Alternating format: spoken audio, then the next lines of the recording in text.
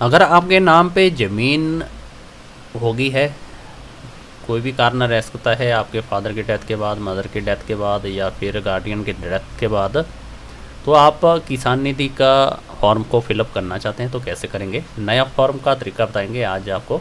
तो यहाँ पे आपको न्यू रजिस्ट्रेशन वेबसाइट आती है किसान निधि की, इस पर आपने क्लिक करना है सर्च करके, और इसका लिंक भी आपको इस वीडियो के डिस्क्रिप्शन से मिल जाएगा, उस पर क्लिक करके डायरेक्ट आप ऑफिशियल वेबसाइट पे आ सकते हैं।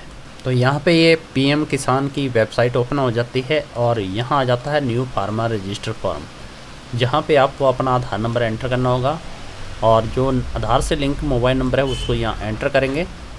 नीचे आ जाएंगे, यहाँ पे स्टेट का ऑप्शन दिया गया है, यहाँ आप अपनी स्टेट सेलेक्ट करेंगे जिस स्टेट के आप रहने वाले हैं, और यहाँ पे ये कैप्चा कोड आता है, इसको यहाँ एंटर करेंगे, गेट ओटीपी पे क्लिक करेंगे।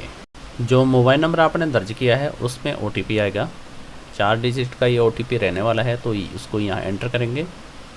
नीचे आ जाएंगे, यहाँ पे क्या आपको ये इस तरह का कैप्चा कोड आएगा, उसको भी आपको एंटर करना होगा सेम टू सेम, और फिर सबमिट पे क्लिक करना होगा। ओटीपी वेरीफाई होने के बाद यहाँ पे रजिस्टर टाइप आता है रेगुलर रजिस्टर लैंड 1/2/2019 पे, इसको आपने टिक करना होगा। यहाँ पे इन्फॉर्मेशन दी गई है कि अगर आपके 2019 के बाद की रजिस्ट्रेशन कर रहे हैं और आपके नाम पे जो ज़मीन हुई है वो किस कारण हुई है, आफ्टर डेथ के वजह से हुई है, तभी आप इसके लिए अप्लाई कर सकते हैं और बेनिफिट ले सकते हैं। और यहाँ पे गेट आधार ओटीपी पे आपने क्लिक करना है। आधार कार्ड से जो नंबर अटैच होगा उसमें ओटीपी आएगा, यहाँ पर उस ओटीपी को आप दर्ज करेंगे और यहाँ पे आधार ऑथेंटिकेशन दिया गया है, इसके लिए आपने यहाँ पे please give me your consent, इस पर आपने क्लिक करना है। इस तरह का ये आता है, इसको आपने आई अंडरस्टैंड पे क्लिक करेंगे और कन्फर्म पे क्लिक करेंगे।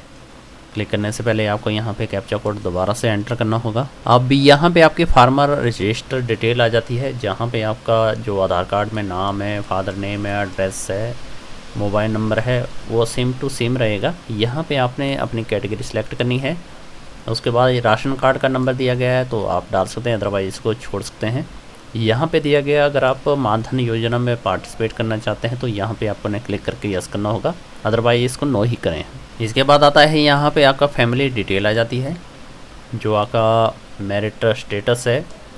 यहाँ पे क्लिक करके अगर सिंगल है तो सिंगल पे क्लिक करेंगे, मैरिड है तो मैरिड पे क्लिक करेंगे।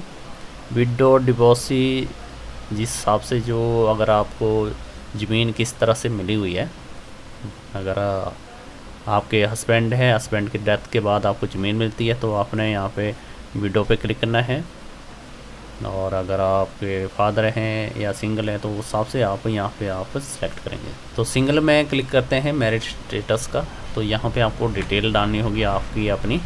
तो जैसे आपने मैरिड पे क्लिक किया तो यहाँ पे आपको अपनी वाइफ की डिटेल भी डालनी होगी।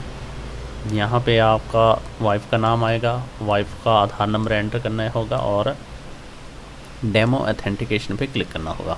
और यहाँ पे आपके डेमो ऑथेंटिकेशन सक्सेस हो जाती है, इसको आपने ओके कर देना है। अब पेज को नीचे स्क्रॉल करेंगे, अब यहाँ पे आपका लैंड डिटेल आ जाती है, जहाँ पे आपको यहाँ पे अपनी डिस्ट्रिक्ट सेलेक्ट करनी होगी, कहाँ पर आपकी ज़मीन, उसके बाद सब डिस्ट्रिक्ट आएगी, ब्लॉक आएगा, और यहाँ पे आपका विलेज का नाम आएगा कि कौन से विलेज में आपकी ज़मीन है। इसके बाद नीचे आ जाता है, यहाँ पे आपके 2 ऑप्शन दिए गए हैं कि आपकी जो ज़मीन है सिंगल है या जॉइंट है।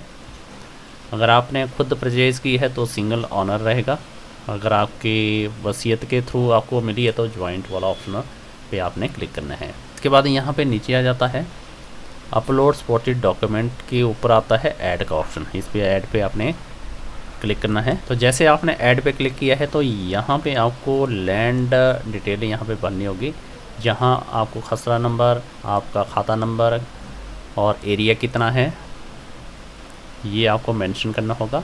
और लैंड ट्रांसफ़र का स्टेटस आ जाता है कि आपकी जो लैंड है 1/2/2019 से बाद में आपके नाम पे हुई है, और यहाँ पे लैंड ट्रांसफ़र डिटेल आ जाता है कि किस कारण से आपको ये ज़मीन इशू हुई है।